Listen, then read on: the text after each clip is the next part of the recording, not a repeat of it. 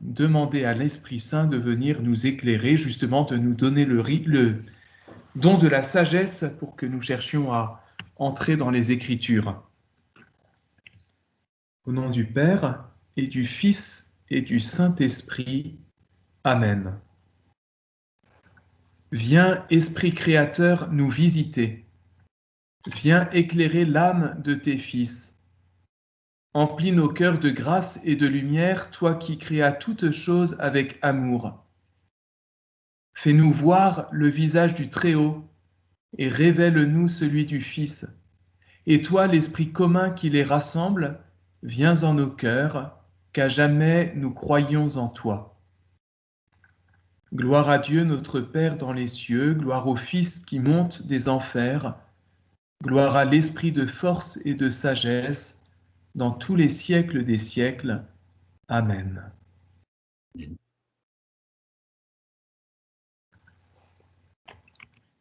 Alors, je reprends rapidement un petit peu la synthèse du parcours que nous avons déjà effectué ensemble.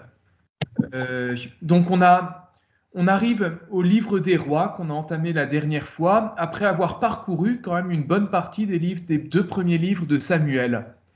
Donc, le début, on n'en a pas parlé, c'est la jeunesse et naissance du prophète Samuel.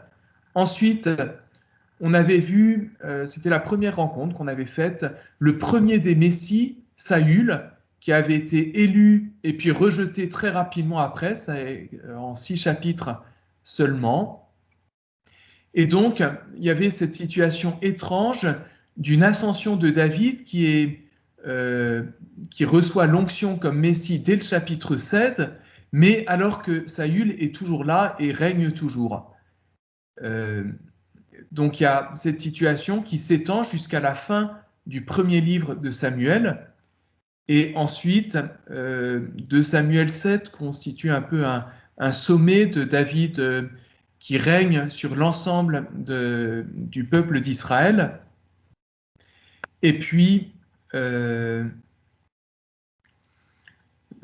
voilà, mais on a vu la dernière fois donc que ensuite va y avoir tout ce problème de David avec ses fils, avec une figure de David étonnante où on voit un homme voilà, plein de faiblesses aussi, avec lui qui est un grand roi, une difficulté à être père, et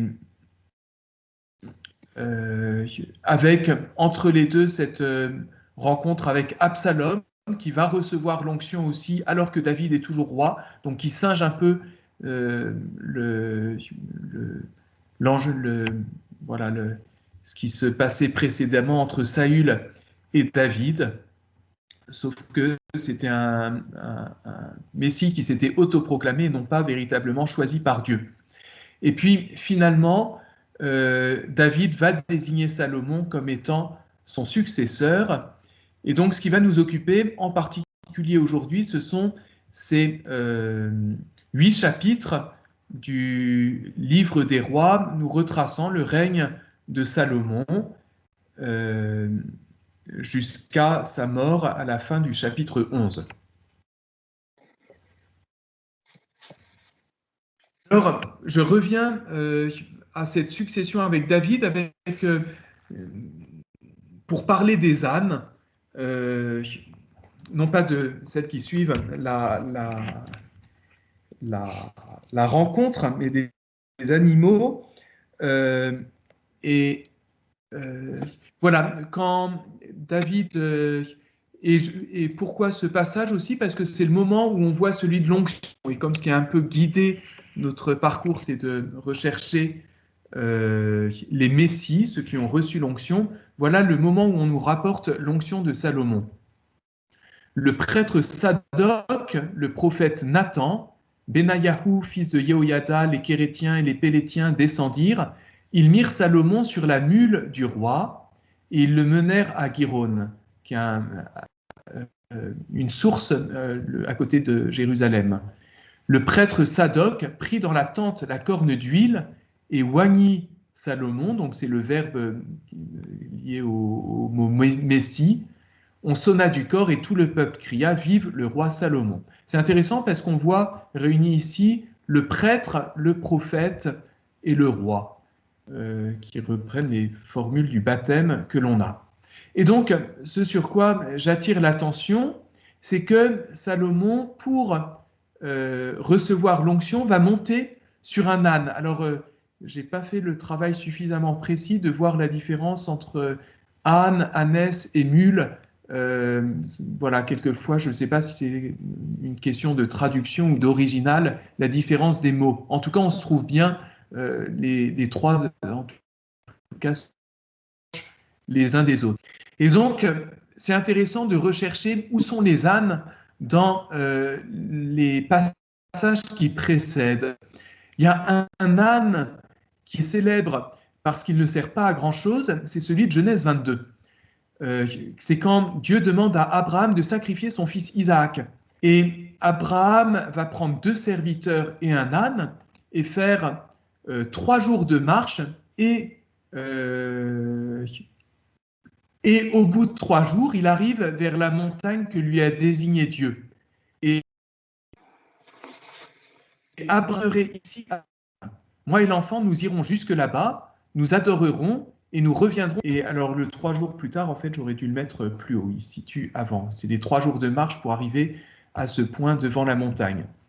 Et à ce moment-là, Abraham charge Isaac lui-même du bois pour l'Holocauste, donc alors que normalement ça aurait été le travail de l'âne. Et puis il va y avoir ce qui se passe sur le sommet du mont Moria avec l'ange qui arrête le bras d'Abraham au moment où il allait sacrifier Isaac. Et puis voilà, et donc cette révélation de Dieu sur le mont Moria. Et puis ensuite, on nous dit Abraham revint vers ses serviteurs et ils se mirent en route ensemble pour Bersabée. Et le souci, c'est que l'âne a disparu. Et quand on rencontre Saül, la première fois qu'on en parle, eh ben, il s'agit justement d'histoires d'ânesses qui ont disparu. Et Saül doit partir à la recherche des ânesses. Et on dit qu'il va passer 3 jours sans trouver ces ânesses. Et au bout de 3 jours, il va en fait rencontrer le prophète Samuel qui va lui donner l'onction. C'est ce qu'on avait vu à la première rencontre.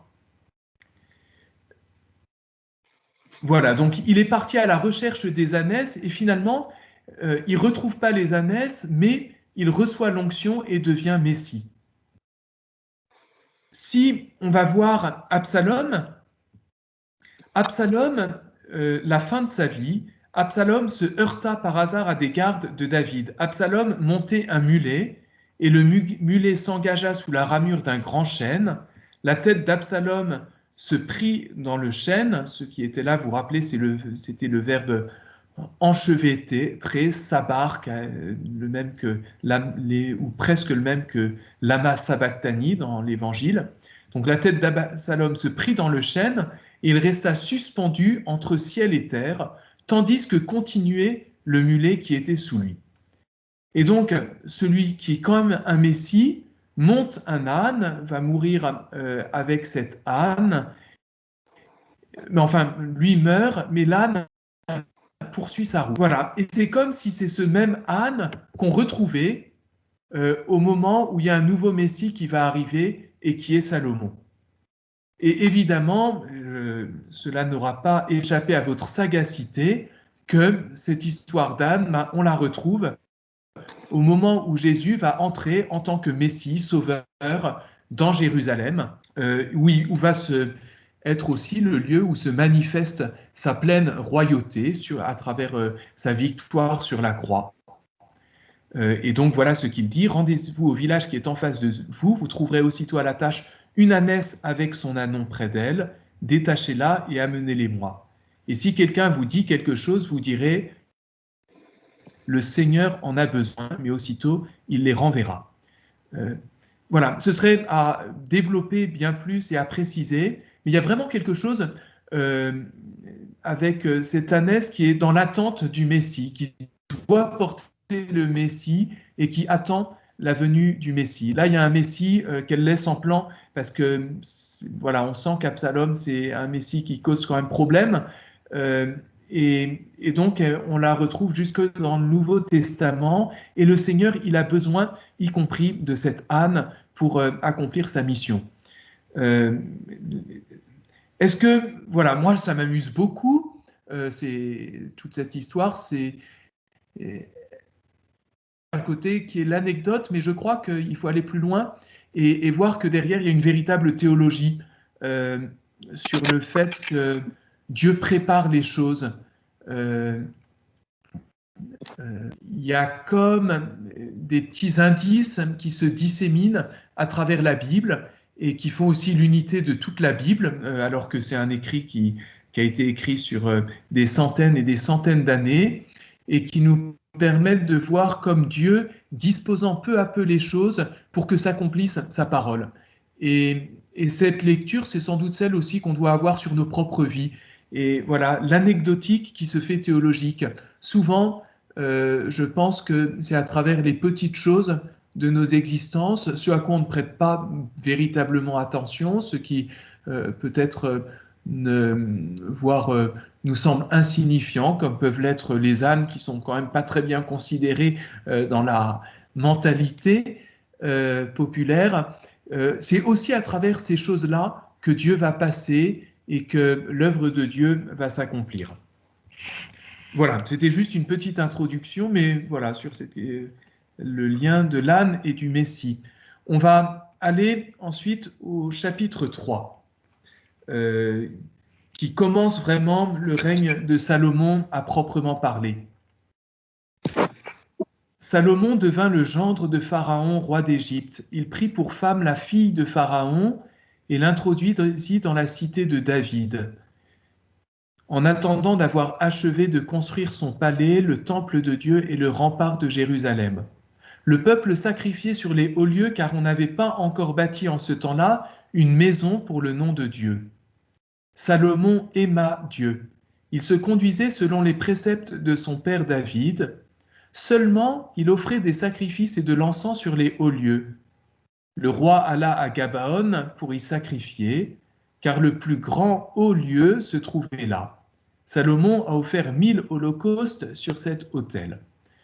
Je ne commente pas plus que ça. Simplement, c'est pour vous faire repérer des thèmes qu'on reverra ensuite. Il y a la fille de Pharaon, il y a la question du temple, du palais qui vont être construits. Il y a la question des sacrifices sur des hauts lieux, c'est-à-dire pas le temple de Jérusalem. Et en fait, on voit que ça pose un peu problème. Seulement, les sacrifices, c'est bien s'il offre des sacrifices, seulement, il ne les fait pas au endroit, puisqu'il les fait normalement le lieu unique pour offrir des sacrifices, c'est le. Et donc là, il y a comme un souci chez Salomon, c'est qu'il ne le fait pas dans le temple. Et en même temps, on vient de nous dire qu'il n'y a pas encore de temple, donc évidemment, il ne peut pas le faire encore au temple. Mais voilà, il y a quelque chose qui est introduit ici. Au moment où on parle de l'amour de Dieu, de Salomon pour Dieu, et de son lien à David. Et nous allons poursuivre donc avec ce qui se passe précisément à Gabaon pendant la nuit après qu'il a offert tous les sacrifices. Anne, si tu veux bien lire. À Gabaon, le Seigneur apparut la nuit en songe à Salomon. Dieu dit, « Demande ce que je dois te donner. » Salomon répondit, « Tu as témoigné une grande bienveillance à ton serviteur David, mon père. Maintenant, Seigneur mon Dieu, tu as établi roi ton serviteur à la place de mon père David. Et moi, je suis un petit enfant. Je ne sais pas agir en chef. Ton serviteur est au milieu du peuple que tu as élu, un peuple nombreux, si nombreux qu'on ne peut le compter ni le recenser. Donne à ton serviteur un cœur qui écoute, pour gouverner ton peuple, pour discerner entre le bien et le mal. Car qui pourrait gouverner ton peuple qui est si grand? Il plut au regard du Seigneur que Salomon ait fait cette demande. Et Dieu lui dit, parce que tu as demandé cela, que tu n'as pas demandé pour toi de longs jours, ni la richesse, ni la vie de tes ennemis, mais que tu as demandé pour toi le discernement du jugement, voici que je fais ce que tu as dit. Je te donne un cœur sage et intelligent, comme personne ne l'a eu avant toi, et comme personne ne l'aura après toi. Et même ce que tu n'as pas demandé, je te le donne aussi. Une richesse et une gloire comme à personne parmi les rois. Et si tu suis mes voies, gardant mes lois et mes commandements, comme a fait ton père David, je t'accorderai une longue vie. Salomon s'éveilla, et voilà que c'était un songe. Il rentra à Jérusalem et se tint devant l'arche de l'alliance du Seigneur. Il offrit des holocaustes et des sacrifices de communion et donna un banquet à tous ses serviteurs.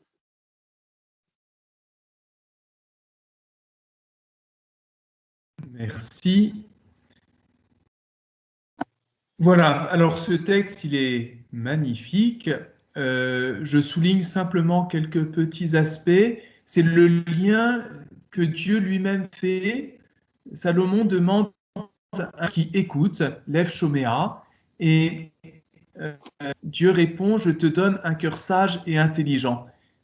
Et donc c'est Dieu lui-même qui fait ce lien entre cœur qui écoute et qui traduit cœur sage et intelligent.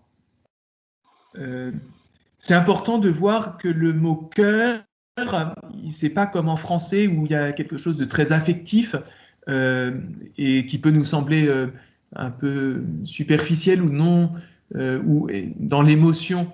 Alors qu'en hébreu, le mot lève, il renvoie aussi à l'intelligence. D'ailleurs, ça rejoint ce que Dieu dit. Et donc, voilà, on comprend avec son cœur aussi, et d'une manière intelligente. Et donc le cœur, c'est le lieu de la sagesse, c'est le lieu du discernement, et le lieu par lequel voilà, se fait la compréhension des choses. Un cœur qui écoute, voilà, être sage, c'est avoir un cœur qui écoute. En hébreu, c'est comme en latin, c'est-à-dire qu'il y a un lien très fort entre écouter et obéir. Vous savez, en latin, obéir, ça vient de ob à audire, ça veut dire écouter sous. Et donc, voilà, l'obéissance vient de l'écoute. Et en hébreu, de temps en temps, le verbe shama, dans nos Bibles, il est traduit par obéir plutôt qu'écouter. Et donc, celui qui écoute, c'est celui qui reconnaît qu'il y a quelqu'un au-dessus de lui. Et c'est peut-être cela le début de la sagesse. Et dans les écrits de sagesse, donc les proverbes, le livre qu'on appelle de la sagesse, le livre de Ben Sira, c'est quelque chose qu'on retrouve souvent, où il y a beaucoup d'invitations à écouter. Écoute, mon fils, les enseignements de ton maître. Là, je vous ai mis une petite citation. Voilà. Alors, ce qui est intéressant aussi, c'est donc Salomon ne demande pas la richesse ni la gloire, et pourtant ça va lui être donné comme un surplus à partir de l'intelligence. Il va avoir la sagesse comme le don premier et comme un don qu'il reçoit en surabondance, d'une manière unique, mais on a l'impression que la richesse et la gloire, du coup, vont venir à partir de cette sagesse comme un surplus. Et donc, je pense avec cette idée qu'il n'est pas bon de désirer la richesse ou la gloire en eux-mêmes, mais qu'il peut être bon, par contre, de les accueillir comme fruit d'autre chose. Et puis,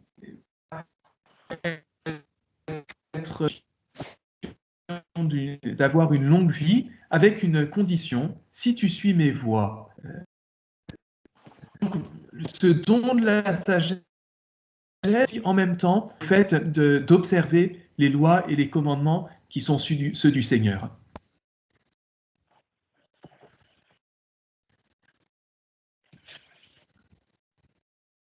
voilà, de manière assez succincte, mais c'est ensuite tout ce qui va être développé dans l'ensemble du livre. Et voilà que c'était un songe. Il rentra à Jérusalem, se tint devant l'arche d'alliance du Seigneur, il offrit des holocaustes et des sacrifices de communion et donna un banquet à tous ses serviteurs.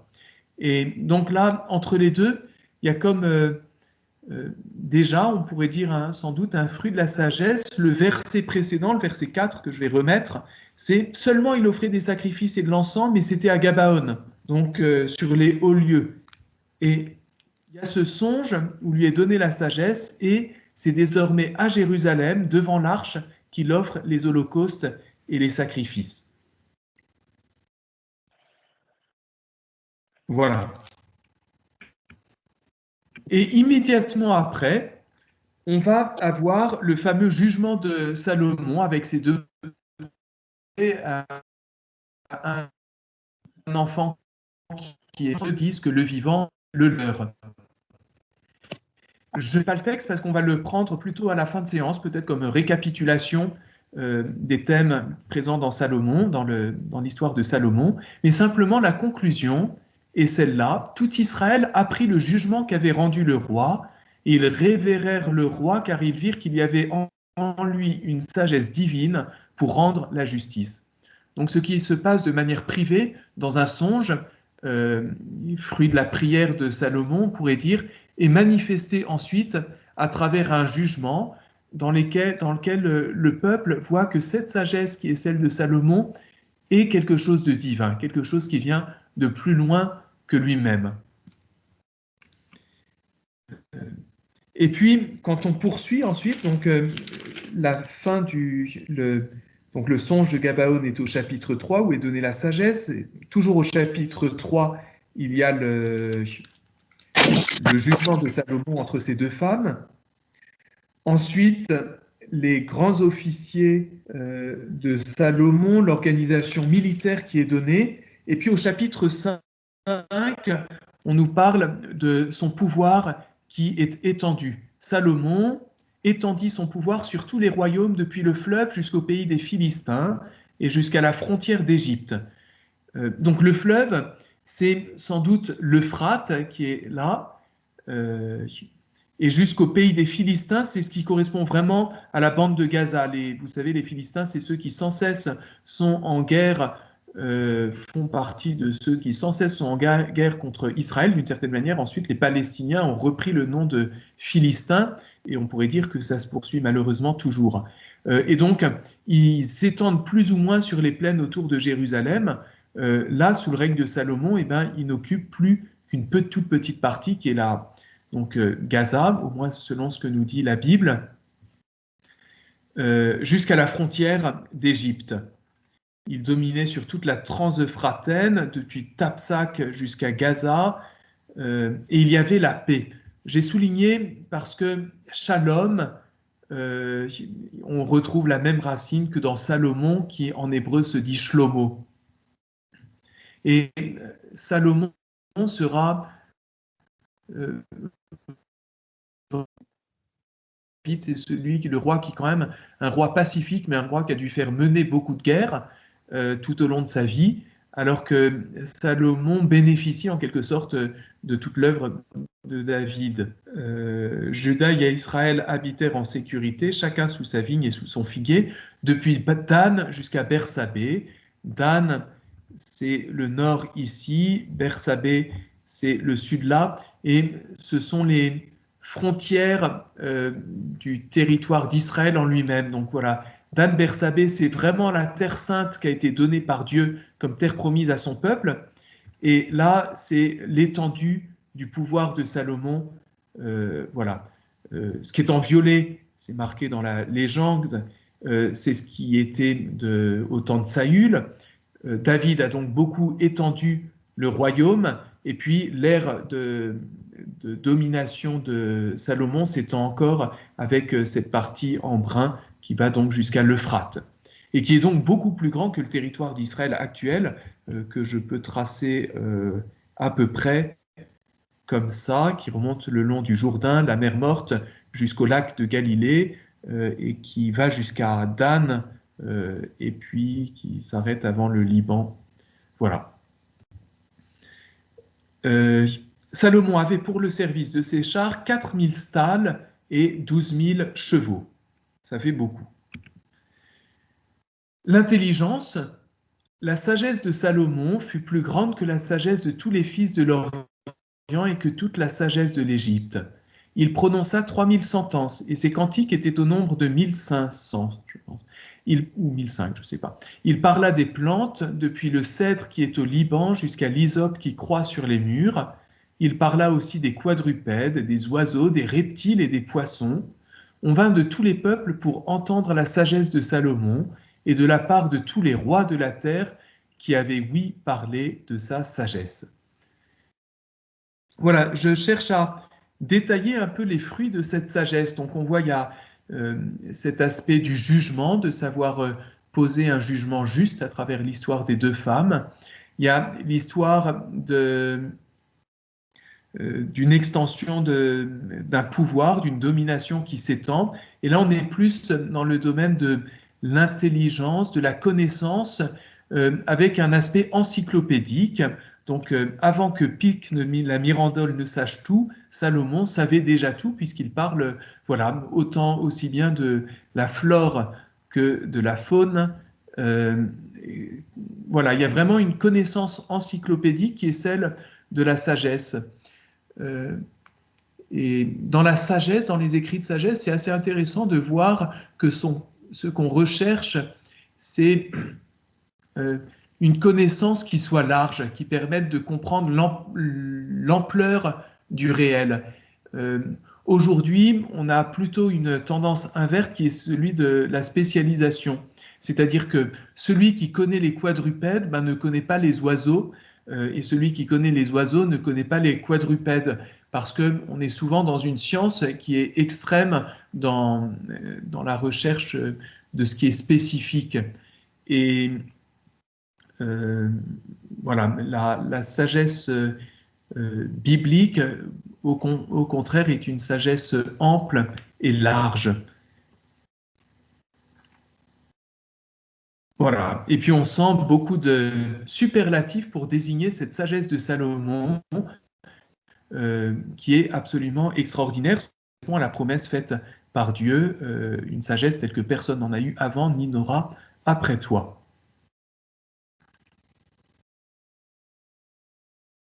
Voilà. Salomon, c'est aussi, on y reviendra peut-être à la fin, c'est celui qui écrit des sentences et des cantiques, ce qui fait qu'il y a beaucoup de livres de sagesse, en particulier celui qu'on appelle le livre de la sagesse, en particulier le livre des proverbes qui sont attribués à Salomon. On dit que c'est Salomon qui a écrit ces livres. Ensuite, il va y avoir une très longue partie par rapport à le cycle de Salomon. Il s'étend du chapitre 3 au verset 11. Et dans ce cycle, il y a 4 chapitres complets, voire 5 chapitres, qui sont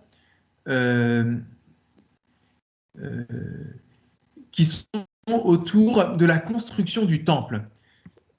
Je passe de manière très rapide. Il y a déjà des préparatifs. Vous pouvez, voilà, si vous avez vos Bibles devant vous, n'hésitez pas à tourner les pages en même temps et à jeter un œil. On prépare en négociant avec Hiram, roi de Tyr, donc le Liban actuel, et puis en établissant une corvée pour que, sur les hommes d'Israël pour que puisse être construit le temple. Ensuite, il y a la construction du temple à proprement parler. Alors, entre les chapitres 6 à 7, avec quelque chose d'étrange, c'est que la construction du palais va être enchâssée au milieu. Je vais mettre l'image suivante. Là, on a une image de la topographie. Ça, c'est la ville de Jérusalem à l'époque de Salomon. Et donc, le temple va être construit au sommet de la ville, comme c'est la tradition. Un lieu de culte, on le met toujours au sommet parce que c'est ce qui est le plus proche du ciel. Et puis, juste en dessous, va être construit le palais royal. Et puis ensuite, la ville s'étend vers le bas, jusqu'ici où coule la source du Giron, dont on a déjà parlé tout à l'heure, avec une piscine qui recueille les eaux de la source. Voilà. Ceux qui connaissent Jérusalem, c'est donc ce qu'on appelle aujourd'hui la cité de David. C'est par là que se situe le canal d'Ézéchias, dont on parlera la semaine prochaine. Et, euh, et la ville actuelle de Jérusalem forme plutôt un carré comme ça, avec le Golgotha qui est par ici, un sommet, mais voilà. Et le temple, qui est aujourd'hui la mosquée d'Al-Aqsa et le dôme du rocher, qu'on voit sur toutes les images de Jérusalem, est toujours à la même place, sauf qu'il est beaucoup plus grand que le temple de Salomon. L'espace de l'esplanade est beaucoup plus grand que le temple de Salomon. Voilà. En tout cas, temple de Salomon tout en haut, et juste à côté, le palais royal. Et donc, c'est tout ça que, au chapitre 6 et 7 est construit par Salomon. Ensuite, il va y avoir le transfert de l'Arche d'Alliance et puis une nuée qui va venir prendre possession du temple et manifester que Dieu est présent dans le temple.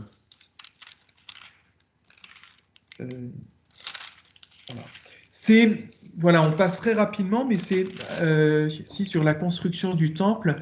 Voilà une image qu'éventuellement vous pouvez garder, que je peux renvoyer ensuite s'il y en a qui le souhaitent.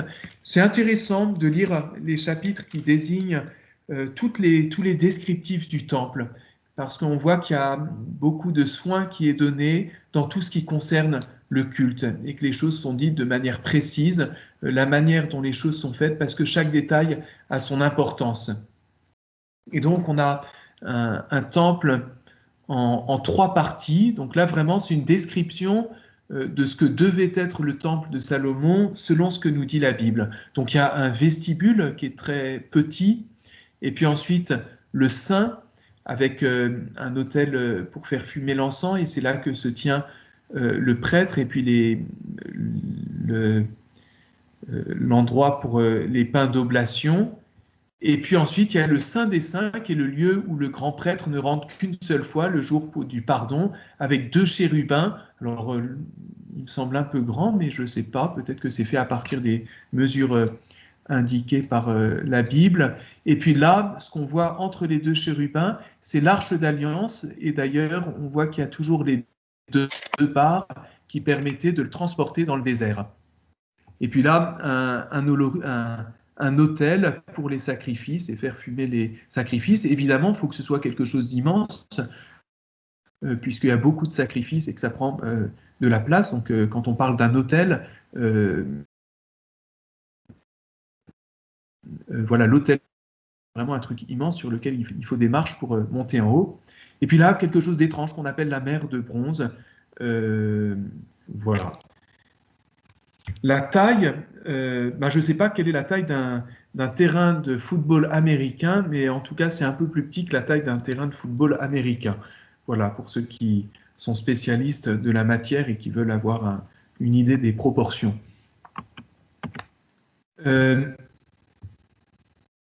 Voilà, donc une description très précise de la construction du temple. Et ensuite, une fois que le temple est achevé, il y a un peu, on reprend au moment de l'achèvement du temple, en 751, on reprend des mots qui rappellent ceux de l'achèvement de la création. Alors fut achevé tout le travail que fit le roi Salomon pour le temple du Seigneur. Voilà. Alors fut achevé tout le travail que fit le roi Salomon. Donc il y a comme une idée que c'est à partir du moment où Dieu a son lieu, où il va pouvoir reposer, que le monde s'achève. La création, elle s'achevait au bout de 7 jours à travers un temps qui est consacré à Dieu, qui est celui du Shabbat. Le jour du Shabbat, c'est le temps consacré à Dieu, et en créant ce jour du Shabbat, Dieu achève sa création. Là, on a la création d'un espace, d'un lieu qui sera celui du culte réservé à Dieu. Et donc, c'est de cette manière-là que s'achève aussi en quelque sorte la création. Quand Dieu prend sa place au milieu de la création, dans le temps ou dans l'espace, alors il y a comme un achèvement et un monde qui peut tourner. L'Arche d'Alliance, voilà, il y a vraiment quelque chose d'important qui se joue à ce moment-là, parce que l'Arche d'Alliance, on la suit en particulier depuis nombre 10. Donc ça fait, si on compte, 1, 2, 3, 4, 5, 6, 7. Voilà, depuis 7 livres, il est question épisodiquement de cette arche d'alliance qui, en nombre 10, quitte le mont Sinaï et va pérégriner jusqu'à arriver et trouver sa place dans le temple à Jérusalem. Ensuite, Salomon fait des discours, puis une très longue prière qui est très belle sur ce qu'est le temple. Et notamment la prière qu'adresse Salomon à Dieu, c'est de dire écoute la supplication de ton serviteur et de ton peuple Israël lorsqu'ils prieront en ce lieu. Toi, écoute du lieu où tu résides. Autrement dit, il y a un lieu à partir duquel on va s'adresser à Dieu, qui à la fois réside en ce lieu et en même temps réside au-dessus de ce lieu, au ciel même. Voilà, ils prieront, si je prends, là je suis en train de lire, je n'ai pas recopié les versets 8-30, ils prieront en ce lieu, c'est-à-dire le temple, toi écoute du lieu où tu résides, c'est-à-dire le ciel. Et à un moment, Salomon pose la question, est-ce que Dieu peut vraiment habiter un lieu sur la terre, lui qui est supérieur à tout? Et donc c'est une question importante finalement. Quelle est l'étendue de la présence de Dieu? Comment est-ce que Dieu se rend présent sur cette terre? D'une certaine manière, on lui permet d'être présent à travers notre prière, à travers ces lieux d'où va s'élever notre prière vers lui. Et donc, voilà, il y a un texte très beau qui détaille si un homme pêche et qu'il te prie depuis ce temple, alors toi, depuis le ciel, écoute, juge, déclare coupable qui est coupable, et puis justifie l'innocent.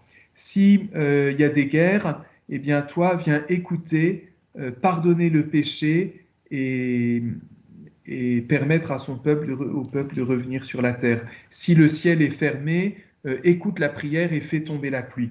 Et il y a même si c'est un étranger qui n'est pas d'Israël et qu'il vient et qu'il prie dans ce temple, toi, écoute-le. Donc il y a vraiment une très grande étendue de l'importance du temple et de qui peut venir prier, faire monter vers Dieu sa prière depuis ce temple. Non seulement l'Israélite, mais l'étranger lui-même.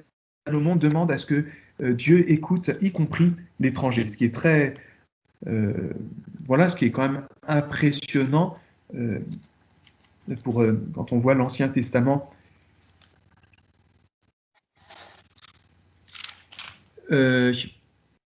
Voilà, des sacrifices qu'on va faire, donc on inaugure le temple en quelque sorte par de grands et somptueux sacrifices, et puis ensuite Dieu va répondre à la prière de Salomon à travers une forme, une révélation. On ne dit pas tellement si c'est un songe, mais on dit que c'est comme il était apparu à Gabaon. Donc ça renvoie au songe de Gabaon. Et Dieu va dire, j'exauce la prière et la supplication que tu m'as présentée. Je consacre cette maison que tu as en y plaçant mon nom à jamais. Mes yeux et mon cœur y seront toujours. Puis, voilà, je ne détaille pas, si ce n'est qu'on répète que il y a à nouveau des négociations avec Hiram, roi de Tyr, et puis à nouveau, on répète que Salomon a créé une corvée pour la construction de ce temple, donc réquisitionner le peuple d'Israël pour les travaux. On arrive au chapitre 10, avec la visite de la reine de Saba, qui apprend la renommée de Salomon et vient le tester par des énigmes. Elle lui pose toutes ces énigmes, Salomon réussit à tout répondre, et la reine de Saba est bien feintée et reconnaît « Ce que j'ai entendu dire sur toi et ta sagesse dans mon pays était donc vrai. Je n'ai pas voulu croire ce qu'on disait avant de venir et de voir de mes yeux. Voilà, c'est une annonce de saint Thomas. Mais vraiment, on ne m'en avait pas appris la moitié. Tu surpasses en sagesse et en prospérité la renommée dont j'ai eu l'écho. Bienheureuses tes femmes, bienheureux tes serviteurs que voici, qui se tiennent continuellement devant toi et qui entendent ta sagesse.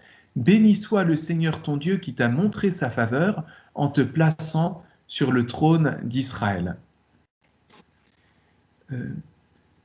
Voilà, une femme qui est étrangère et qui, en voyant la sagesse de Salomon, est ramenée en quelque sorte vers Dieu. Dans cette sagesse absolument extraordinaire, un peu comme l'avait fait déjà le peuple d'Israël après le jugement de Salomon, elle reconnaît que c'est Dieu lui-même qui est à l'œuvre. Et donc, il y a, voilà, recherche la sagesse, la manifestation de la sagesse permet une découverte de Dieu. Et dans tous les écrits de sagesse biblique, c'est un peu ça. Rechercher la sagesse, c'est finalement rechercher Dieu lui-même.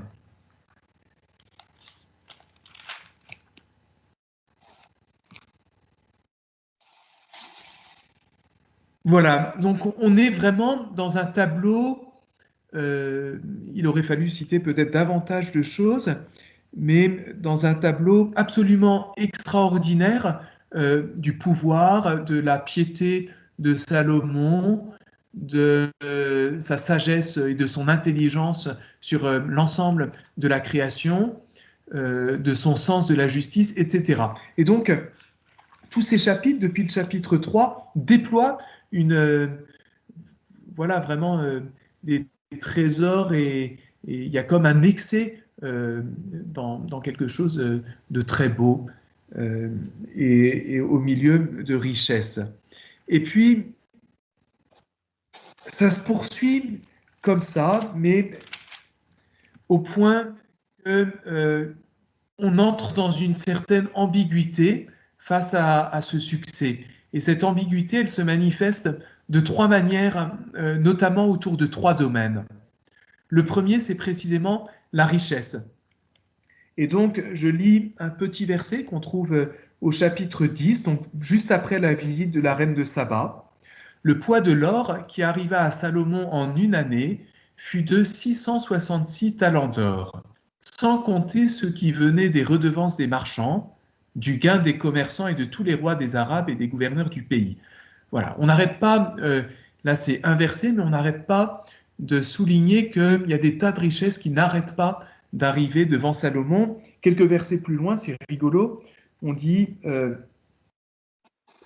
tous les vases à boire du roi Salomon étaient en or. Tout le mobilier de la maison de la forêt du Liban, c'est une manière de parler de son palais qu'il a construit, était en or fin, car on faisait fi de l'argent au temps de Salomon, hein, tellement que voilà.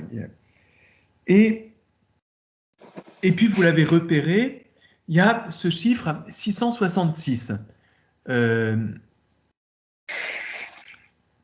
7, c'est le chiffre qui est celui de la perfection qui vient de Dieu. Dieu crée le monde en 7 jours en particulier, et ce monde qui apporte une perfection. 6, c'est comme si on essaye, on singe la perfection. On s'approche de la perfection, mais on n'y est pas tout à fait. Et on reverra ça, la suite permettra de mieux le comprendre, je pense. Mais donc, là où on est à 6 et pas à 7, c'est peut-être ce qui est le pire que tout. Et voilà, dans 666, il y a 3, 6. 3, c'est aussi le chiffre de Dieu. Et donc, on n'arrive pas à 777.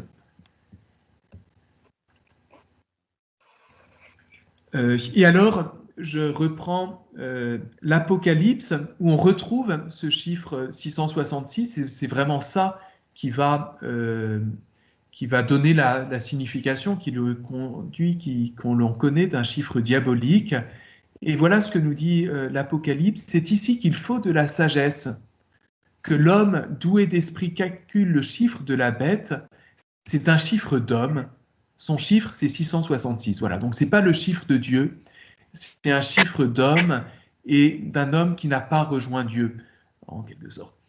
Et voilà, pourquoi est-ce que... Voilà, j'imagine que dans l'Apocalypse, je crois que ce sont les seuls deux endroits dans la Bible où apparaît ce chiffre de 666, et donc que l'Apocalypse fait référence à Salomon. La richesse, elle est donnée, on le disait, comme un surplus venant de la sagesse, comme un don donné en plus de la sagesse. Mais là, on a comme l'impression, à travers cette description et tout ce qui entoure, qu'il y a quelque chose qui s'emballe et on n'est plus dans la justesse, mais dans l'excès. Deuxième chose, ce sont les chars et auparavant. Salomon rassembla, et on le retrouve au chapitre 10 donc, Salomon rassembla des chars et des chevaux, il eut 1400 chars, 12 000 chevaux. Inévitablement, quand on a lu la Bible, les chars et les chevaux, les cavaliers, ça nous rappelle, vous l'avez tous dit, même si vous n'aviez pas branché vos micros, ça nous rappelle Pharaon. Et notamment le Pharaon qui persécute le peuple d'Israël, qui l'a rendu esclave et qui va le poursuivre au moment où le peuple sort d'Égypte. Et ce sont tous ces chars et ces cavaliers qui vont être engloutis par Dieu dans la mer Rouge, que nous allons chanter, je l'espère, lors de la vigile pascale. Il a jeté à l'eau cheval et cavalier. Et cette description des chars et des chevaux qu'on avait déjà vu apparaître auparavant, mais là qui est encore renforcée, elle fait comme de Pharaon un autre, de Salomon, un autre Pharaon. Et troisième chose, vaste sujet, les femmes. Voilà ce qui nous est dit, toujours alors là c'est le début du chapitre 11.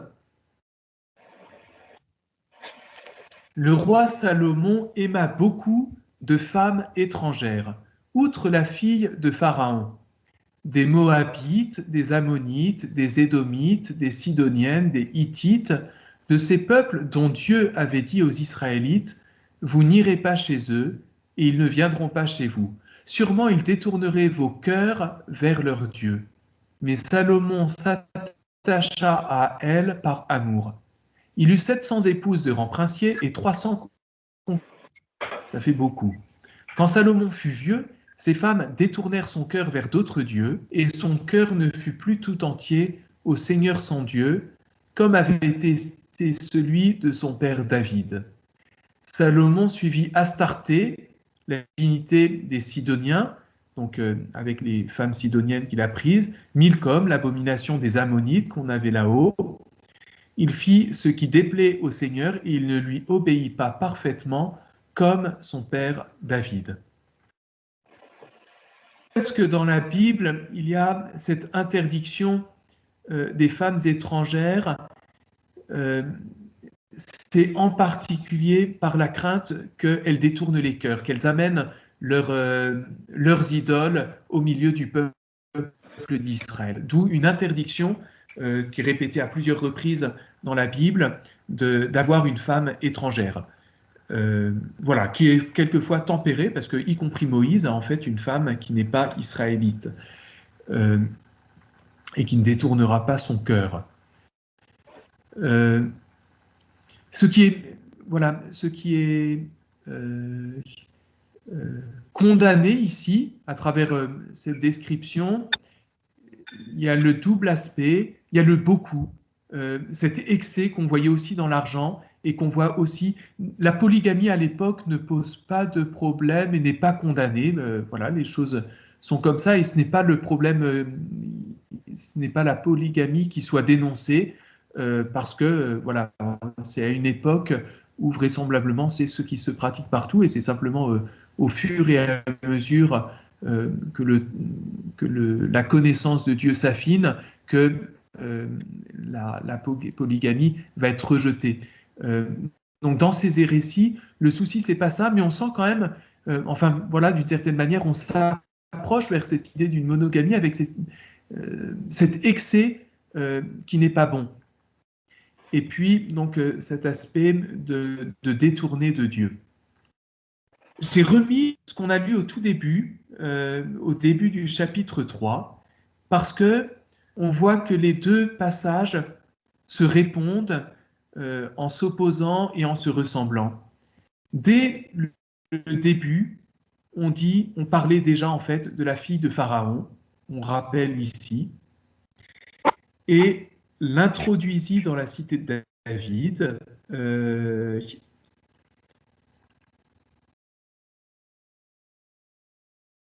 Et puis, dès le début, on parlait, et j'avais souligné, de la question de sacrifier sur des hauts lieux ou bien de sacrifier à Jérusalem. Et en fait, dès l'introduction, il y avait comme le narrateur nous prévenant de ce qui était le risque et au moment même où il va recevoir, il nous est montré ce danger, le don de la sagesse est un don qui est justement indissociable de l'écoute. Alors, le mieux, ce serait, je ne sais pas, il y a une personne qui fait un peu de bruit, si c'était possible, de couper le micro. Normalement, en haut ou en bas de l'écran, il y a un petit microphone sur lequel on clique pour éteindre le bruit du micro. Voilà. Donc, troisième ambiguïté, c'est cet excès dans le nombre de femmes et le fait qu'elles soient étrangères et vont donc détourner son cœur. On avait dans le Deutéronome, donc la loi donnée par Moïse, cet avertissement où, dans ce chapitre où on parle du rôle de celui qui sera roi. Et Moïse disait qu'il n'aille pas multiplier ses chevaux, qu'il ne ramène pas le peuple en Égypte pour accroître sa cavalerie, car le Seigneur vous a dit, vous ne retournerez jamais par ce chemin. C'est vraiment une belle phrase. Il y a les esclavages dont on est sorti, et ben, il ne faut pas y retourner. Et quelquefois, il y a cette tentation dans nos vies. Dieu peut nous avoir libérés de quelque chose, et en fait, de nous-mêmes, il y a un moment où on a cette tentation de revenir en arrière et de se remettre sous cet esclavage qui nous détruisait. Vous ne retournerez jamais par ce chemin. L'Égypte dont on a été libéré, c'est un lieu où il ne faut jamais revenir. D'où ce danger et de ne pas agir comme avait agi Pharaon. Qu'il ne multiplie pas le nombre de ses femmes, nous y voilà, ce qui pourrait égarer son cœur. Qu'il ne multiplie pas à l'excès son argent et son or. Et voilà, finalement, on pourrait dire à la fin de ce chapitre 11, où on nous parlait de toutes ces femmes de Salomon, il va y avoir comme un rejet de Salomon par Dieu.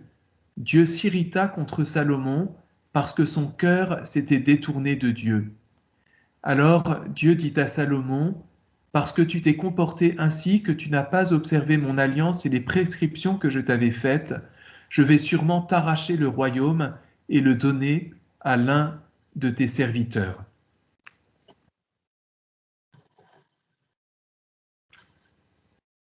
Voilà. Ce que Salomon avait demandé, c'était un cœur qui écoute, et Dieu lui avait accordé à travers la sagesse.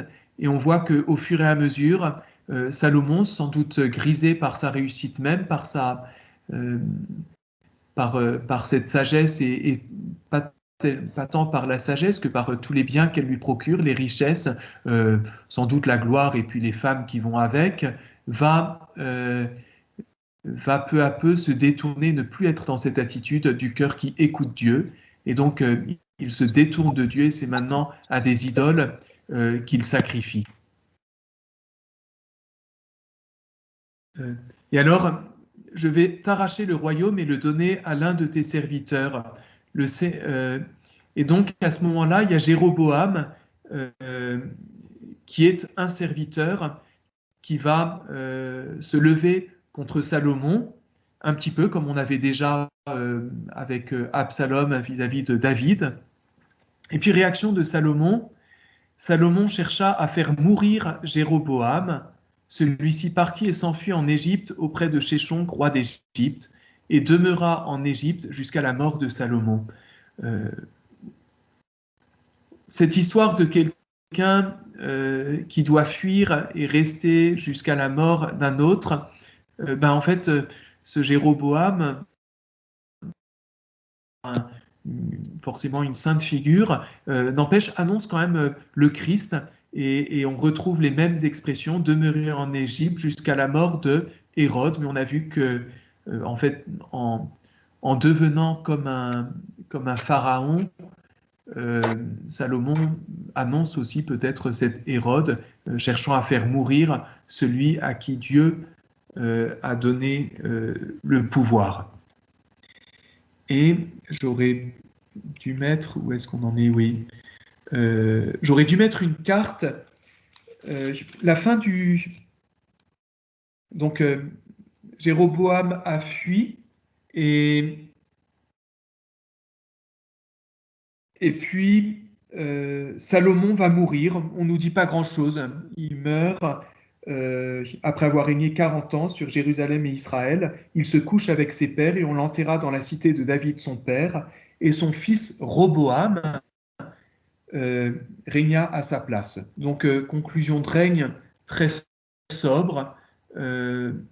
Et après, au chapitre 12, il va y avoir Roboam qui va provoquer par manque de sagesse la rupture entre toutes les tribus, entre la tribu du sud et puis les 10 tribus du nord. Et c'est ça qui va créer le schisme, sans doute on y reviendra. La semaine prochaine, on en dira un mot, qui va être un grand désastre dans la vie d'Israël, c'est-à-dire que les 12 tribus ne sont plus réunies, mais il y en a 10 contre 2 et 2 contre 10. D'un côté, vraiment le territoire de Juda autour de Jérusalem, et puis l'autre côté, le nord, avec le royaume d'Israël, avec la capitale Samarie. Voilà l'aperçu de l'ensemble du règne. Et je vais maintenant vous inviter à lire le jugement de Salomon, qui, je trouve, à la lumière de cela, voilà, est un texte très beau qui nous permet de mieux comprendre de quoi il s'agit dans cette sagesse de Salomon. Xavier, si tu veux bien lire. Alors ça, c'est, vous savez, juste après, là c'est un passage juste avant, on a lu un passage, c'est le songe de Gabaon. Salomon se réveille, voilà, il voit que c'est Dieu qui lui a parlé, et puis le verset suivant, c'est le 16.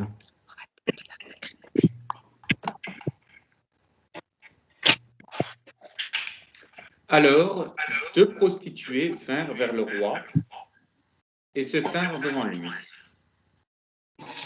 L'une des femmes dit : « S'il te plaît, mon Seigneur, moi et cette femme, nous habitons la même maison, et j'ai eu un enfant alors qu'elle était dans la maison. »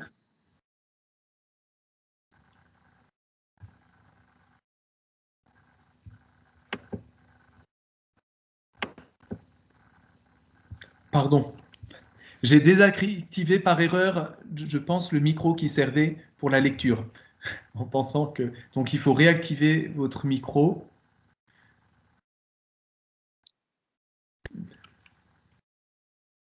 Pour la suite. Il est arrivé que, le 3e jour après mon enfantement, cette femme enfanta aussi. Nous étions ensemble. Il n'y avait pas d'étranger avec nous, rien que nous deux dans la maison. Or, le fils de cette femme est mort une nuit, parce qu'elle s'était couchée sur lui. Elle se leva au milieu de la nuit, prit mon enfant d'à côté de moi pendant que ta servante dormait, elle le mit sur son sein, et son fils mort, elle le mit sur mon sein. Je me levai au matin pour allaiter mon fils, et voici qu'il était mort. Mais au matin je discernai, et voici, ce n'était pas mon fils que j'avais enfanté. Et l'autre femme dit, non, car mon fils est le vivant, et ton fils le mort. Mais celle-ci dit, non, car ton fils est le mort, et mon fils le vivant. Elles se disputaient ainsi devant le roi. Et le roi dit, celle-ci dit, celui-ci est mon fils, le vivant, et ton fils le mort. Mais celle-ci dit, non, car ton fils est le mort, et mon fils le vivant. Et le roi dit, prenez pour moi une épée. Et ils firent venir l'épée devant le roi. Et le roi dit, tranchez l'enfant vivant pour deux, et donnez la moitié à une, et la moitié à une. Et la femme dont l'enfant était le vivant dit au roi, car ses matrices s'étaient émues pour son fils. Et elle dit, s'il te plaît, mon Seigneur, donnez à elle l'enfant vivant, mais faire mourir, ne le faites pas mourir. Mais celle-ci disait, ni à moi, ni à toi, il ne sera tranché. Et le roi répondit et dit, donnez à elle l'enfant vivant, mais faire mourir, ne le faites pas mourir. Celle-là est sa mère. Merci. Peut laisser peut-être 5 minutes de silence autour des... Voilà, pour vous permettre de voir le texte, une traduction très littérale que j'ai prise, euh, qui permet de bien voir voilà, comment est construit le texte. Et puis, j'ai mis sur le côté quelques questions qui peuvent, voilà, si vous le souhaitez, qu'on retravaillera, que je reprendrai ensuite très rapidement, et qui peuvent guider votre réflexion.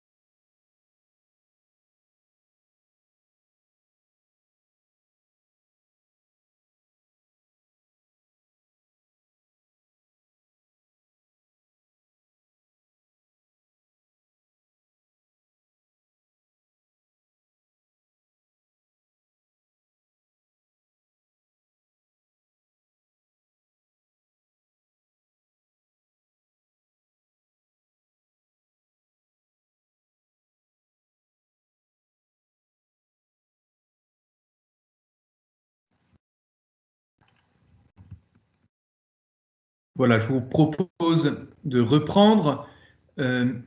Alors, la première question, avant le dénouement, est-il possible de discerner qui des deux femmes dit vrai? En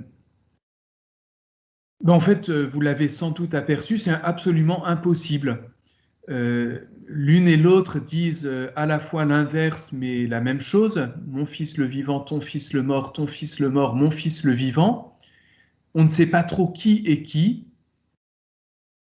Et il y a vraiment, et le roi en répétant montre cela. Celle-ci dit, mais celle-ci dit. Et en fait, voilà, ce qui nous est très bien montré par le texte, c'est que la perplexité qui est celle de Salomon est en fait la nôtre. On n'est pas plus avancé que Salomon pour savoir. Finalement, toute cette femme, tout ce qu'elle raconte, est-ce vrai ou est-ce un mensonge? D'autant plus qu'elle a eu soin de préciser que il y avait que elle, donc il n'y a aucun autre témoin que ces deux qui disent deux choses différentes. Et même ta servante dormait. Et donc il n'y en a même qu'une seule qui sache ce qui s'est réellement passé. Et celle qui est en train de dire, elle reconstruit ce qu'elle a imaginé, puisqu'elle avoue en même temps qu'elle dormait. Donc on a vraiment une situation où les choses sont embrouillées et où il n'y a pas de manière de découvrir la vérité, il n'y a pas de témoin à interroger, etc. Et donc, si on s'arrête là, enfin voilà, si on prend vraiment le temps de lire et si on s'arrête, eh ben, je pense vraiment qu'on partage cette perplexité de Salomon et on est un peu perdu au milieu de cette situation. Et alors, Salomon donc a cette réaction surprenante. Prenez pour moi une épée. Ils firent venir, trancher l'enfant vivant pour deux, donner la moitié à une et la moitié à une. Comment comprendre cette décision de Salomon si on ne connaît pas encore le texte? C'est une question, donc je ne sais pas ce à quoi vous aurez pensé, mais voilà. Quand on sait la fin, en tout cas, on se dit, c'est peut-être parce qu'il imagine que la mère véritable, enfin, il imagine ce qui va se passer. Mais est-ce que c'est qu'il a dit finalement une justice purement distributive? Il y en a deux qui réclament, on sépare en deux et on donne à chacun la même chose. Dans ce cas-là, on se demande quelle est cette sagesse qu'il a reçue. A-t-il vraiment reçu la sagesse à Gabaon? Parce qu'on voit que cette manière d'exercer la justice serait véritablement une injustice. Et en même temps, on ne voit pas bien comment donner l'une à l'un sans risquer de commettre en fait une injustice déjà. Et à travers cette décision, finalement, voilà, la mort du fils est présentée un peu comme une conséquence de l'attitude de ces deux femmes, chacune le réclamant, mais ne donnant plus possibilité à la vie de cet enfant. C'est ce qu'on comprend mieux ensuite. Voilà, en tout cas, cette réaction de Salomon peut interroger. Est-ce que c'est vraiment déjà un trait de génie d'imaginer quelle va être la réaction de la mère, ou est-ce que c'est quelque chose de, voilà, de moins réfléchi, on ne sait pas bien. Voilà, une petite remarque. Finalement, on apporte le glaive, mais c'est par la parole que le roi va dénouer ce dont il s'agit. Voilà, c'est assez beau de voir cela. L'enfant n'est pas tranché, finalement, l'épée ne sert pas, mais la parole du roi va permettre que s'établisse la vérité. Si je reviens à ce qui était avant, il était question de discerner Au matin, elle discerne que ce n'est pas son fils et ce que Salomon avait demandé à Gabaon, c'était un cœur qui écoute, sachant discerner le bien et le mal. Et donc on voit, donc c'est juste après Gabaon, que c'est vraiment ce qui est en jeu. Salomon arrivera-t-il à discerner le bien du mal dans cette situation? Et donc, en fait, ce n'est pas l'épée qui va opérer un discernement, mais c'est la parole, quelque chose qu'on retrouve dans la lettre aux Hébreux, quand on parle de la parole qui est comme un glaive à deux tranchants, qui opère un véritable discernement, qui sépare la chair de l'esprit.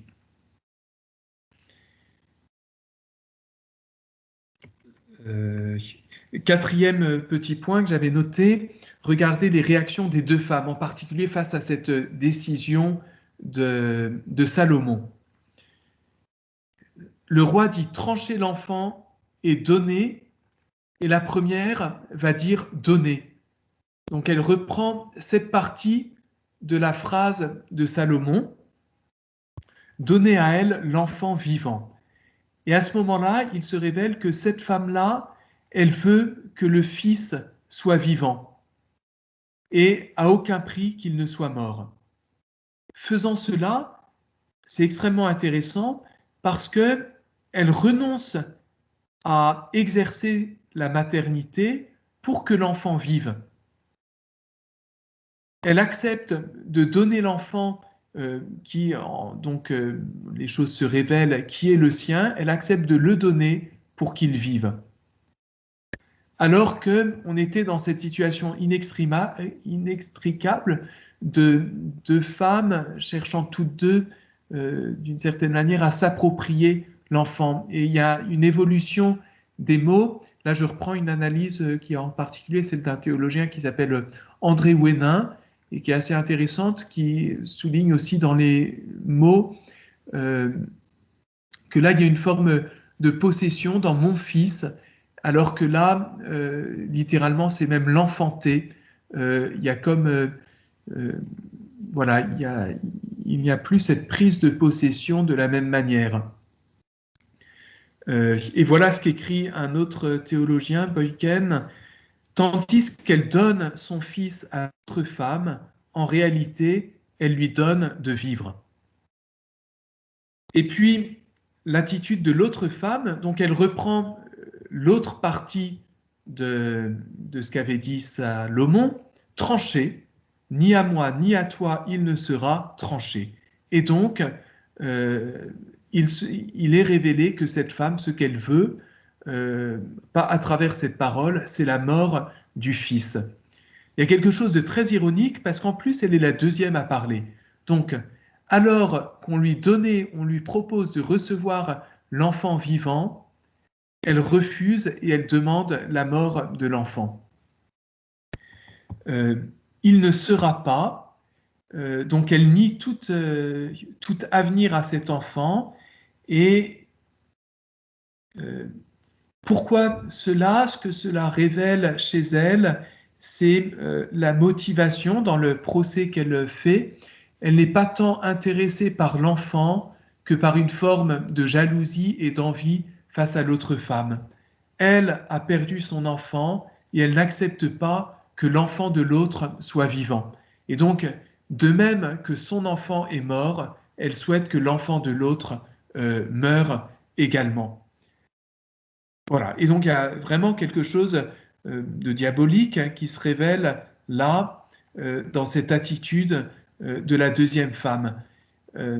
Et ça rejoint ce thème. Là, on avait deux figures, deux femmes qu'on ne pouvait pas discerner l'une de l'autre, deux femmes demandant la même chose. Et c'est seulement après ce travail de la parole et ce travail de la sagesse que l'une va se révéler comme sage et mère véritable dans cette capacité qu'elle a de donner, alors que l'autre va se révéler véritablement comme diabolique et le contraire de la sagesse, l'impiété. Alors qu'au début, on ne distinguait pas.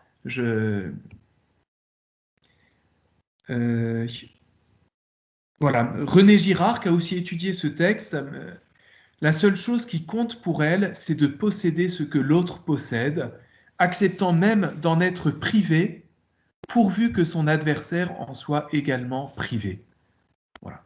On a vu déjà comment la jalousie pouvait être quelque chose de dénoncé dans la Bible d'une manière, je crois, très pertinente. Et là, on a encore un exemple qui montre que finalement, toute jalousie porte en elle des germes de mort, ce désir que l'autre ne puisse pas avoir plus que nous, que l'autre ne puisse pas avoir différent de nous, et ce qui nous souhaiter, ce qui nous pousse finalement à souhaiter la mort. C'est ce qu'il y avait en particulier avec Joseph et ses frères, Caïn et Abel, etc.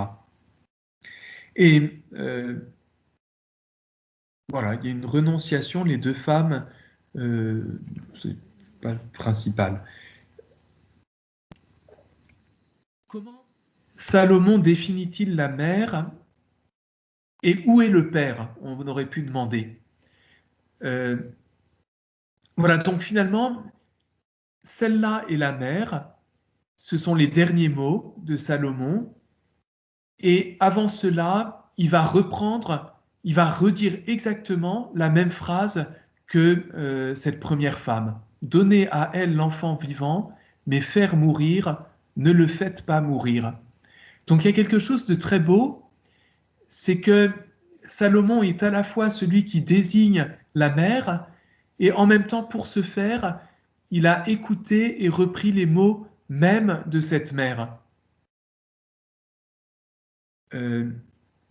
Et sa définition, donc, c'est toujours autour de cette question dont la mère, c'est celle qui a renoncé à posséder son fils pour lui permettre de vivre, celle qui a été capable de donner son fils.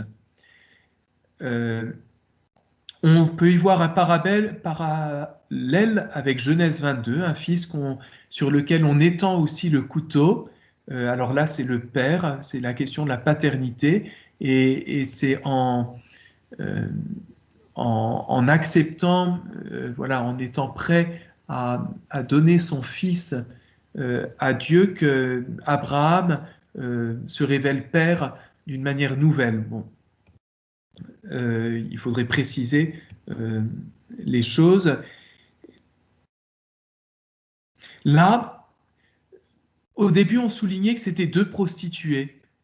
Et en fait, il y a un absent qui est la figure paternelle de ce récit, puisque, voilà, on imagine qu'il n'y a pas de père. Et en quelque sorte, Salomon va assumer un rôle paternel parce que c'est sa parole qui lui permet de manifester la vérité.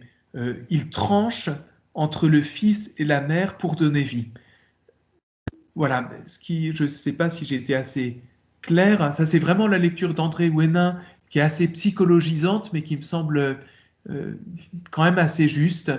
C'est de dire, y compris les deux femmes étaient quand même dans une attitude possessive vis-à-vis de leur enfant et donc empêchant l'enfant de vivre. Et l'enjeu pour une mère, c'est finalement de ne pas rester au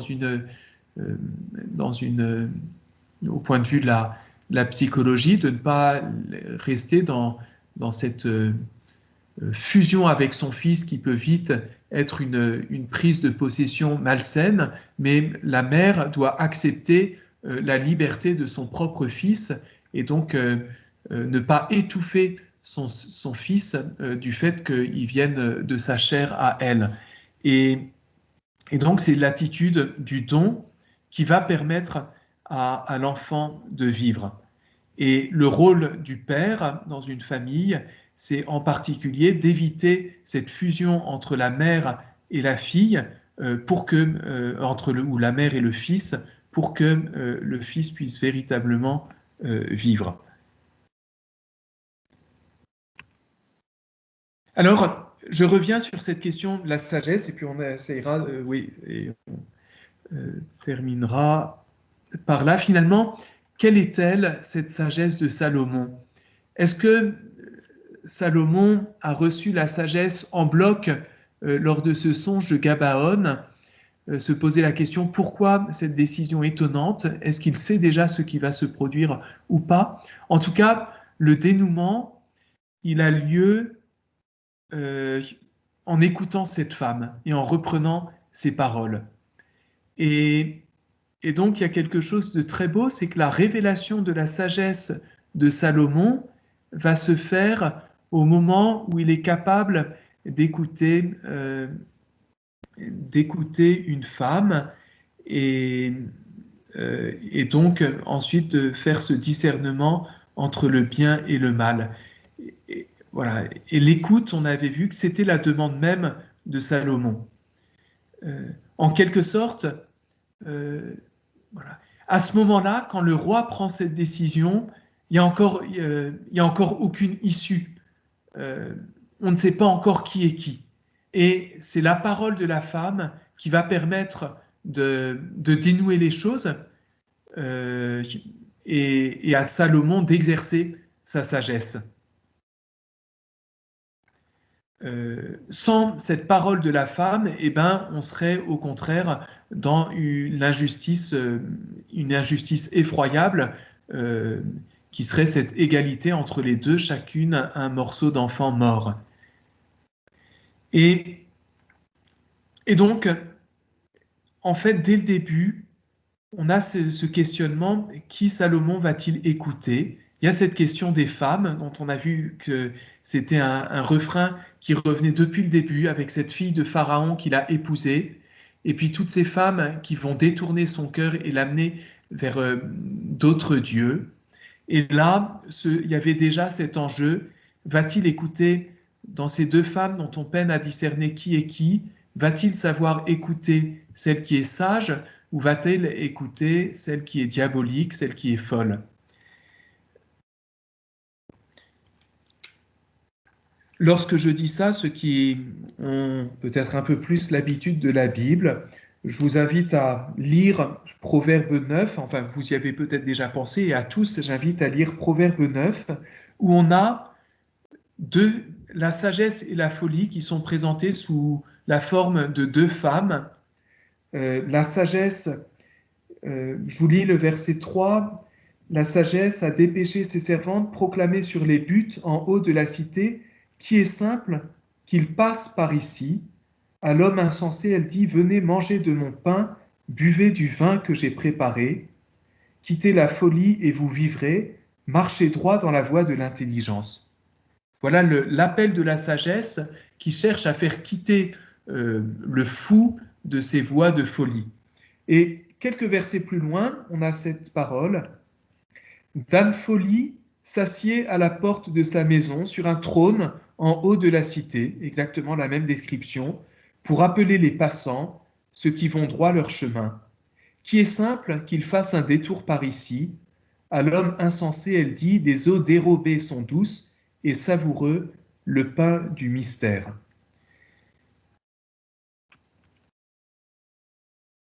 Quelle est cette sagesse et qui est vraiment Salomon? Il y a quelque chose de très étrange, c'est que si on reprend l'ensemble de ces chapitres 3 à 11 du livre des rois, on a comme le don de la sagesse et comme une belle ascension de Salomon avec quand même vraiment quelque chose de très beau. C'est lui qui construit le temple de Dieu. C'est la prière qu'il formule est absolument magnifique. Et on a vu toutes ces choses qui sont positives, qui ont vraiment leur côté positif, de la richesse, d'une certaine puissance et d'un certain gouvernement sur tout un peuple. Et voilà, qui ont vraiment leur aspect positif. Et puis, d'un seul coup, tout va s'emballer et va y avoir une décadence provoquant son rejet par Dieu. Et donc, on a la figure du sage par excellence qui va passer très rapidement de la sagesse telle qu'il n'y en a eu aucune autre jusqu'à une folie terrible qui va provoquer un désastre qui va être celui du schisme de cette blessure en Israël, de la séparation entre royaume du nord et du sud. Et on retrouve ce double aspect de la folie et de la sagesse qui peut-être sont pas si loin l'une de l'autre, et de cette attention à faire pour ne pas passer de l'une à l'autre, de la même manière que le 666 n'est pas si loin du 7. Oui,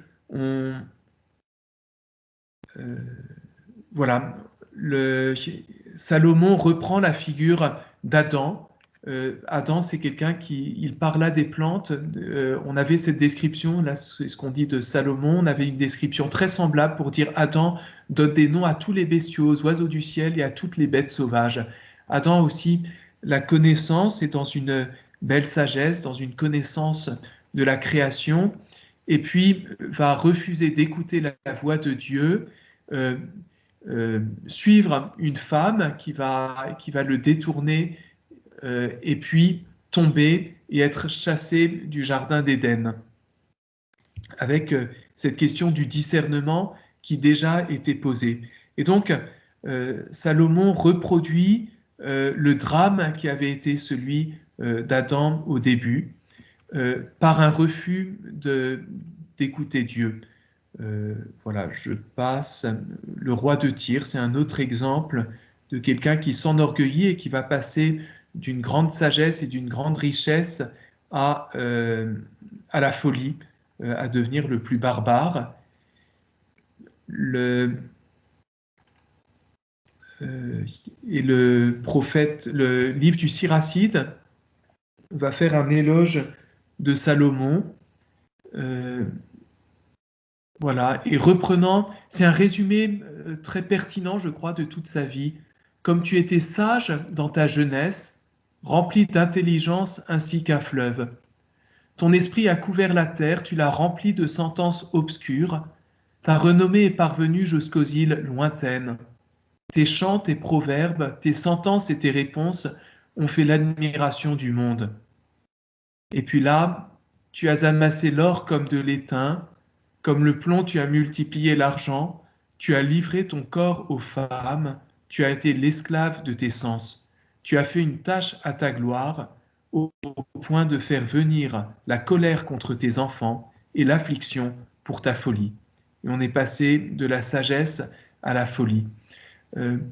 Je crois que la figure de Salomon peut nous éclairer aussi sur et peut-être aujourd'hui sur la déception que nous avons pu avoir face à des personnes qui ont été idéalisées avec quelque chose de beau dans leur vie. Et puis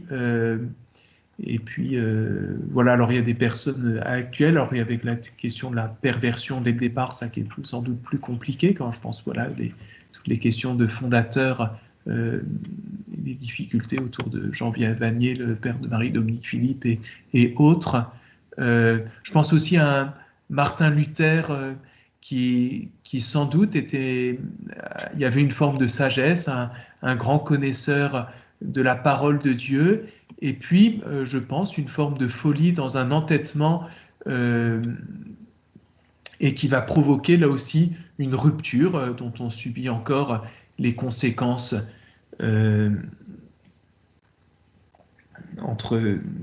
pour le passage vers le protestantisme. Et d'une certaine manière, voilà, pour chacun d'entre nous, la figure de Salomon est sans doute un avertissement sur ce danger de l'orgueil face aux dons reçus. Est-ce que les dons que Dieu m'a donnés, je demeure dans l'obéissance et dans l'écoute de Dieu afin de les utiliser d'une manière juste et bonne, ou bien est-ce que je m'approprie ces dons au point d'en oublier le donateur? Salomon est peut-être celui qui ensuite prêtera plus attention aux richesses qu'à la sagesse qui lui a permis d'acquérir cette richesse. Et nous-mêmes, c'est toujours le risque face à nos réussites, qui quelquefois peuvent être une vraie œuvre de Dieu dans notre vie, de nous approprier notre réussite et de tomber dans la folie, parce qu'à partir du moment où où la sagesse n'est plus reliée à Dieu, alors elle devient une folie. Voilà, je passe. Et je vous propose le livre de la sagesse, donc écrit plus sans doute au 3e, 2e siècle avant Jésus-Christ, a repris c'est un livre qui est attribué à Salomon et dans lequel on fait parler Salomon et on lui fait, on déploie un peu ce qui s'est passé à Gabaon en faisant parler Salomon et demander à Dieu la sagesse. Et c'est un texte magnifique que l'on peut prendre comme une vraie prière pour demander cette sagesse pour nous-mêmes. Au nom du Père et du Fils et du Saint-Esprit. Amen. J'ai prié et l'intelligence m'a été donnée. J'ai invoqué et l'esprit de sagesse m'est venu. Je l'ai préféré au sceptre et au trône, et j'ai tenu pour rien la richesse en comparaison d'elle. Je ne lui ai pas égalé la pierre la plus précieuse, car tout l'or au regard d'elle n'est qu'un peu de sable. À côté d'elle, l'argent compte pour de la boue. Plus que santé et beauté, je l'ai aimée, et j'ai préféré la voir plutôt que la lumière, car son éclat ne connaît point de repos. Mais avec elle me sont venus tous les biens, et par ses mains une incalculable richesse. C'est elle que j'ai chérie et recherchée dès ma jeunesse. J'ai cherché à la prendre pour épouse, et je suis devenu amoureux de sa beauté. Elle fait éclater sa noble origine en vivant avec Dieu, car le Maître de tout l'a aimée. Elle est initiée à la science de Dieu, et c'est elle qui choisit ses œuvres. Je décidai donc de la prendre pour compagne de ma vie, sachant qu'elle me serait une conseillère pour le bien, un encouragement dans les soucis et la tristesse. Dieu des pères et Seigneur de miséricorde, toi qui par ta parole as fait l'univers, toi qui par ta sagesse as formé l'homme, pour dominer sur les créatures que tu as faites, pour régir le monde en sainteté et justice et exercer le jugement en droiture d'âme, donne-moi celle qui partage ton trône, la sagesse. Ne me rejette pas du nombre de tes enfants, car je suis ton serviteur, le fils de ta servante, un homme faible et de vie éphémère, peu apte à comprendre la justice et les lois. Quelqu'un, en effet, serait-il parfait parmi les fils des hommes? S'il lui manque la sagesse qui vient de toi, on le comptera pour rien.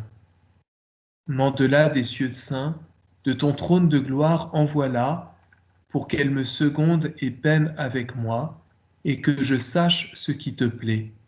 Car elle sait tout et comprend tout, elle me guidera prudemment dans mes actions et me protégera par sa gloire. Demandons au Seigneur qu'il nous accorde cette sagesse qui est le Christ lui-même, qu'il nous donne d'y vouer tout notre cœur et que nous nous attachions fermement à cette sagesse comme à une épouse, de manière dans la fidélité, que jamais nous ne nous laissions tenter par la folie, mais que nous demeurions fermement attachés au Christ. Gloire au Père et au Fils et au Saint-Esprit, comme il était au commencement, maintenant et toujours, et dans les siècles des siècles. Amen.